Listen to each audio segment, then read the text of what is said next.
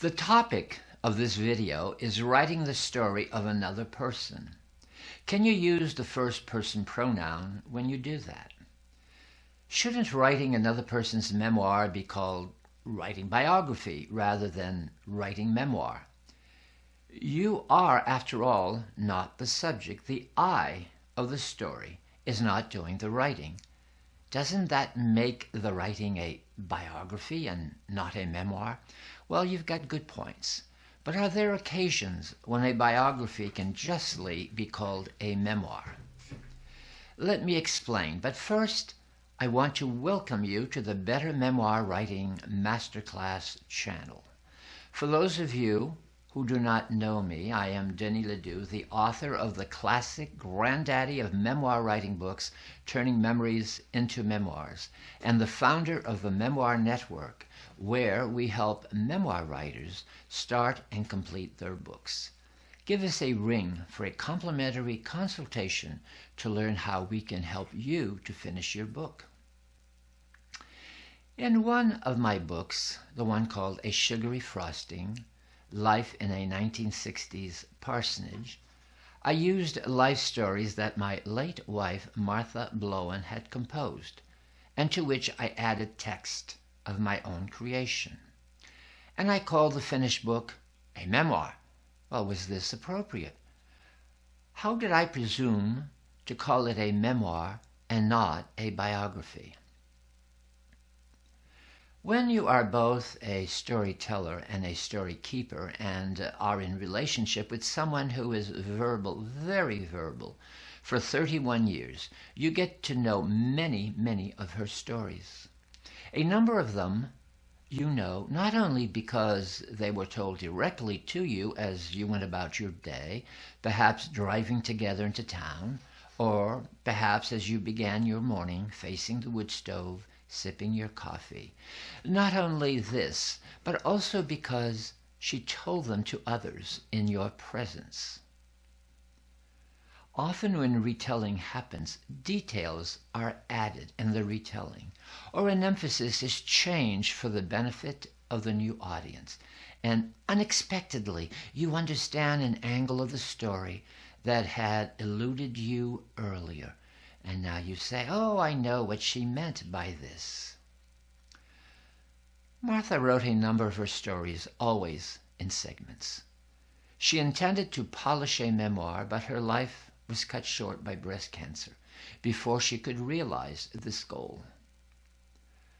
Wanting to compile her memoir, I collected her compositions into a manuscript and soon realized details were missing, details that I knew not only to be true to her storyline from my experience of her, but that I understood to be also necessary to bring out the meaning of her story.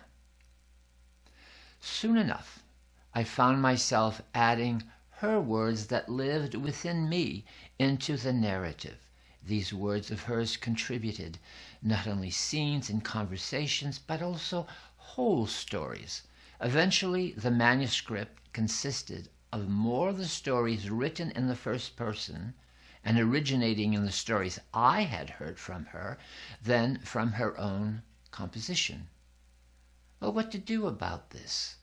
Was it all right for me to write so extensively in the first person? Well, because I have been a ghostwriter for many years, entering into someone's sensibility is a facility that I have long practiced and I hope perfected. A good ghostwriter is always writing in the subject's voice, that is, in the first person. A ghostwriter uses the vocabulary of the subject and enters into the sensibility of the person whose story is being preserved. When I wrote my mother's memoir, We Were Not Spoiled, I used stories my mother had told me, and I used stories from memory, stories I had been part of, or stories my mother may have shared at another time. But this was decidedly different from A Sugary Frosting. I had the opportunity to read everything back to my mother, and she responded to the text, approving or suggesting changes. In the case of A Sugary Frosting, Martha's childhood, and My Eye Fell into the Soup, the story of her first year with cancer, Martha was not available to read back to. Here's what I believe to be the responsible take on writing someone else's memoir. Writing in the voice of the subject has always been an energizing challenge of ghostwriting. In writing A Sugary Frosting, when I found myself writing something that fit the drama of Martha's story as I understood it, but about which I was not certain, I would sometimes feel a tug toward what I felt to be the storyline, towards something that demanded to be told and which I felt deeply to be true. When I felt this pull, I sensed that I was being directed toward the factual, toward the authentic, toward the true. There were other times, fortunately for the truth of the story, when I felt uncomfortable. Perhaps I was imposing my take on her story.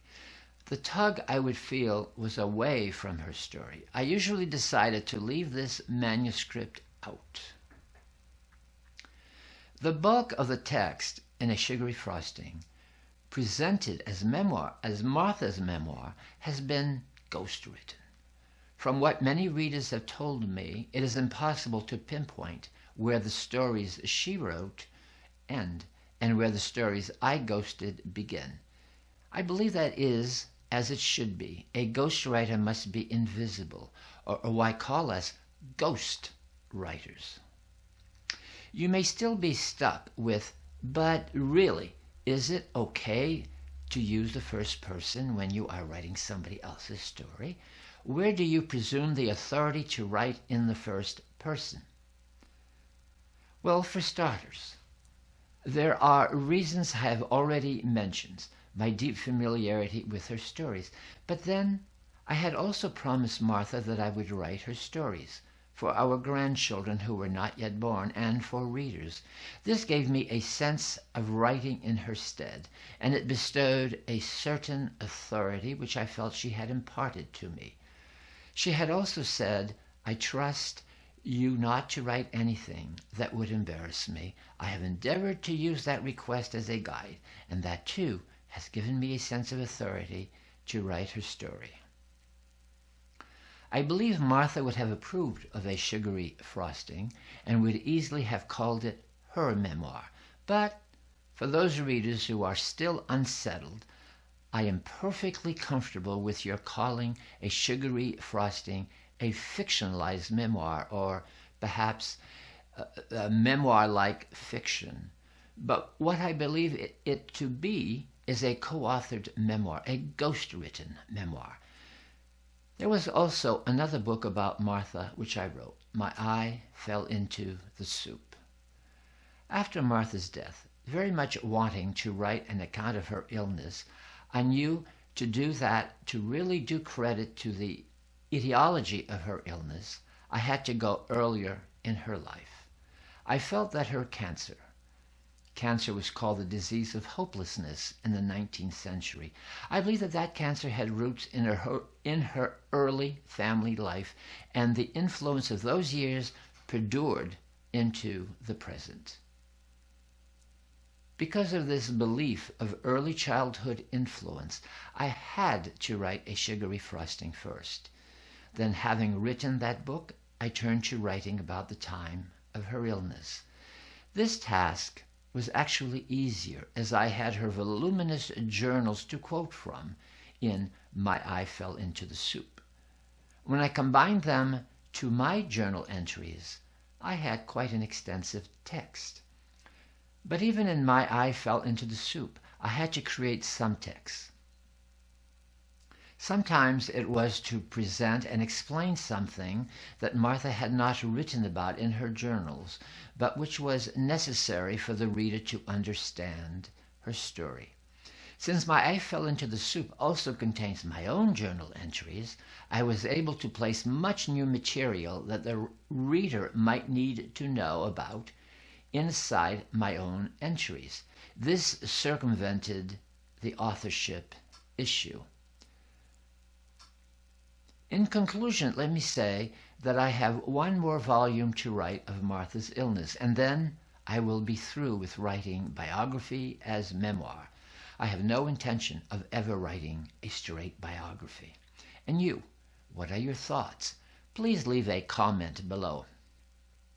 If you would like to explore receiving help with your memoir or any aspect of memoir writing, know that we offer a 30-minute complimentary get-to-know-you coaching consultation. Contact info is in the description of this video. Oh, and before you go, here's a bonus link to our video, Commitment versus Interest. I succeeded in writing A Sugary Frosting, and my eye fell into the soup because I was not only interested in writing these books, I was committed in doing so. And remember, inch by inch it's a cinch, yard by yard it's hard. Good luck writing your stories.